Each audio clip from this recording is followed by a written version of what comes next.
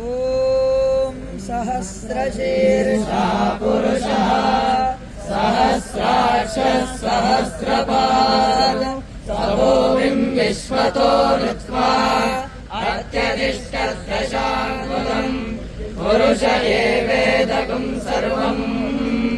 यद्भूतं यच्च भव्यम् उतामृतत्वस्येषानः यदन्नेनातिरोहति एतावानस्य महिमा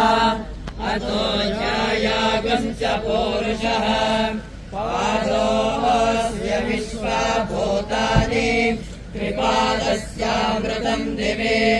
त्रिपादोर्ध्वैः पुरुषः पादोऽस्येह भवात् पुनः ततो विश्वम् व्यक्रामद शासनानशने अभि तस्मात् विराट जायत